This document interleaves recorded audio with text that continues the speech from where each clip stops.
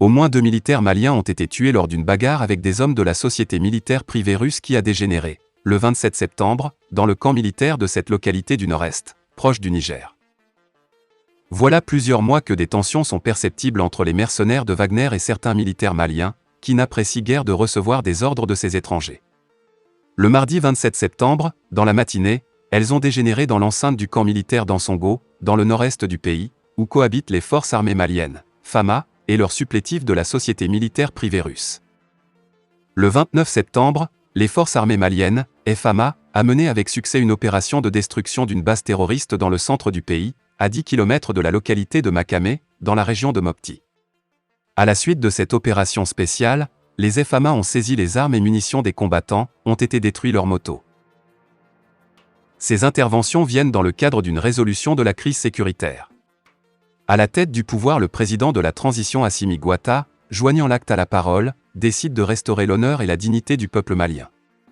Sa priorité absolue sera de faire face aux problèmes sécuritaires, notamment la lutte contre le terrorisme. Le terrorisme étant la source des maux du pays, il fallait utiliser tous les moyens pour le combattre, voire l'éradiquer du territoire malien. En conséquence, un partenariat devient une nécessité pour la formation des soldats et l'achat des équipements militaires. Malgré l'opposition de la France qui se voit perdre le Mali, Assimi Goïta ne s'arrête pas, car soulager la souffrance du peuple malien est devenue sa mission. Alors, pour remédier à cette situation, le président de la transition a concrétisé le partenariat avec la Russie. Le Mali souhaite pouvoir compter sur la Russie, un partenaire réaliste et pragmatique qui a su faire preuve de son efficacité dans le cadre de la lutte contre le terrorisme dans d'autres théâtres d'opération. Ce rapprochement diplomatique s'agit de se doter de tous les moyens permettant aux forces maliennes d'assurer la lutte contre le terrorisme, renforcement de la coopération militaire comprenant équipement et formation.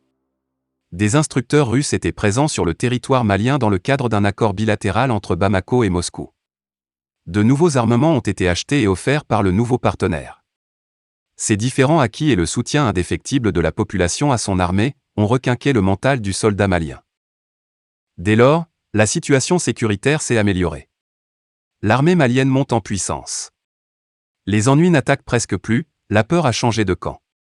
L'armée malienne est aujourd'hui une armée offensive qui gagne des batailles. Fin de la vidéo, merci pour votre attention.